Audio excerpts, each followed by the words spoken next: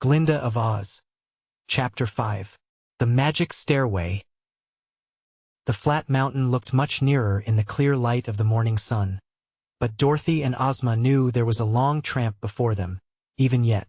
They finished dressing only to find a warm, delicious breakfast awaiting them, and having eaten they left the tent and started toward the mountain, which was their first goal. After going a little way, Dorothy looked back and found that the fairy tent had entirely disappeared. She was not surprised, for she knew this would happen. "Can't your magic give us a horse and wagon, or an automobile?" inquired Dorothy. "No, dear. I'm sorry that such magic is beyond my power," confessed her fairy friend. "Perhaps Glinda could," said Dorothy thoughtfully. "Glinda has a stork chariot that carries her through the air," said Ozma. "But even our great sorceress cannot conjure up other modes of travel. Don't forget what I told you last night, that no one is powerful enough to do everything." "Well, I suppose I ought to know that, having lived so long in the land of Oz," replied Dorothy. "But I can't do any magic at all, and so I can't figure out exactly how you and Glinda and the wizard do it." "Don't try," laughed Ozma. "But you have at least one magical art, Dorothy. You know the trick of winning all hearts." "No, I don't," said Dorothy earnestly. "If I really can do it, Ozma, I am sure I don't know how I do it." It took them a good 2 hours to reach the foot of the round, flat mountain, and then they found the sides so steep that they were like the wall of a house.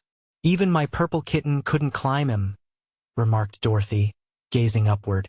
"But there is some way for the flatheads to get down and up again," declared Ozma.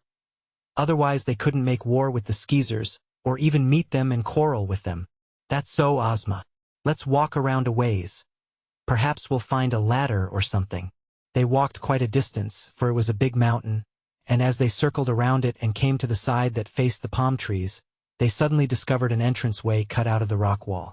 This entrance was arched overhead and not very deep because it merely led to a short flight of stone stairs. "Oh, we found a way to the top at last," announced Ozma, and the two girls turned and walked straight toward the entrance. Suddenly they bumped against something and stood still, unable to proceed farther. "Dear me!" exclaimed Dorothy, rubbing her nose, which had struck something hard, although she could not see what it was. "This isn't as easy as it looks. What has stopped us, Ozma? Is it magic of some sort?" Ozma was feeling around, her hands outstretched before her. "Yes, dear, it is magic," she replied. "The Flatheads had to have a way from their mountain top from the plain below, but to prevent enemies from rushing up the stairs to conquer them, they have built, at a small distance before the entrance, a wall of solid stone, the stones being held in place by cement, and then they made the wall invisible." "I wonder why they did that," mused Dorothy. "A wall would keep folks out anyhow, whether it could be seen or not, so there wasn't any use making it invisible. Seems to me it would have been better to have left it solid, for then no one would have seen the entrance behind it. Now anybody can see the entrance, as we did. And probably anybody that tries to go up the stairs gets bumped, as we did." Ozma made no reply at once. Her face was grave and thoughtful. "I think I know the reason for making the wall invisible," she said after a while. "The Flatheads used the stairs for coming down and going up. If there was a solid stone wall to keep them from reaching the plain, they would themselves be imprisoned by the wall. So they had to leave some place to get around the wall, and, if the wall was visible, all strangers or enemies would find the place to go around it, and then the wall would be useless. So the Flatheads cunningly made their wall invisible, believing that everyone who saw the entrance to the mountain would walk straight toward it, as we did, and find it impossible to go any farther. I suppose the wall is really high and thick, and can't be broken through, so those who find it in their way are obliged to go away again." "Well," said Dorothy, "if there's a way around the wall, where is it?" "We must find it," returned Ozma, and began feeling her way along the wall. Dorothy followed and began to get discouraged when Ozma had walked nearly a quarter of a mile away from the entrance. But now the invisible wall curved in toward the side of the mountain and suddenly ended, leaving just space enough between the wall and the mountain for an ordinary person to pass through. The girls went in single file, and Ozma explained that they were now behind the barrier and could go back to the entrance. They met no further obstructions. "Most people, Ozma, wouldn't have figured this thing out the way you did," remarked Dorothy. If I'd been alone, the invisible wall surely would have stumped me. Reaching the entrance, they began to mount the stone stairs. They went up 10 stairs and then down 5 stairs, following a passage cut from the rock. The stairs were just wide enough for the 2 girls to walk abreast, arm in arm. At the bottom of the 5 stairs the passage turned to the right, and they ascended 10 more stairs, only to find at the top of the flight 5 stairs leading straight down again. Again the passage turned abruptly, this time to the left, and 10 more stairs led upward.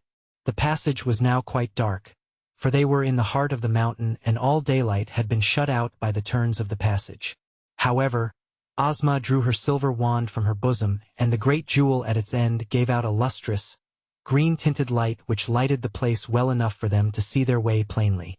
10 steps up, 5 steps down, and a turn this way or that. That was the program, and Dorothy figured that they were only gaining 5 stairs upward each trip that they made. "Those flatheads must be funny people," she said to Ozma. "They don't seem to do anything in a bold, straightforward manner." In making this passage, they forced everyone to walk 3 times as far as is necessary. And of course this trip is just as tiresome to the flatheads as it is to other folks. "That is true," answered Ozma. "Yet it is a clever arrangement to prevent their being surprised by intruders. Every time we reach the 10th step of a flight, the pressure of our feet on the stone makes a bell ring on top of the mountain, to warn the flatheads of our coming." "How do you know that?" demanded Dorothy, astonished. "I've heard the bell ever since we started," Ozma told her. "You could not hear it, I know, but when I am holding my wand in my hand I can hear sounds a great distance off." "Do you hear anything on top of the mountain, except the bell?" inquired Dorothy. "Yes. The people are calling to one another in alarm and many footsteps are approaching the place where we will reach the flat top of the mountain." This made Dorothy feel somewhat anxious. "I'd thought we were going to visit just common, ordinary people," she remarked. "But they're pretty clever, it seems, and they know some kinds of magic, too. They may be dangerous, Ozma. Perhaps we'd better stayed at home."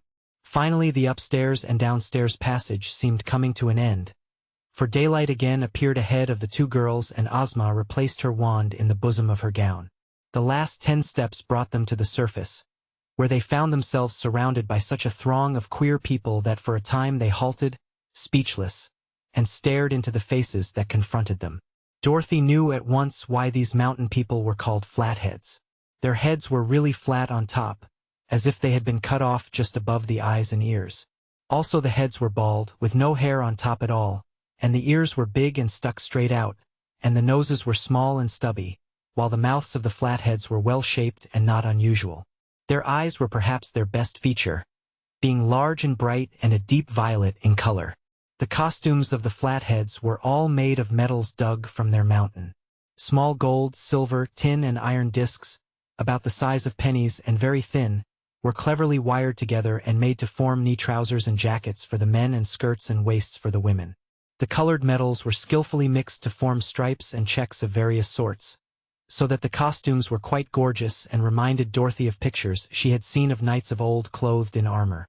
Aside from their flat heads, these people were not really bad-looking. The men were armed with bows and arrows and had small axes of steel stuck in their metal belts. They wore no hats nor ornaments.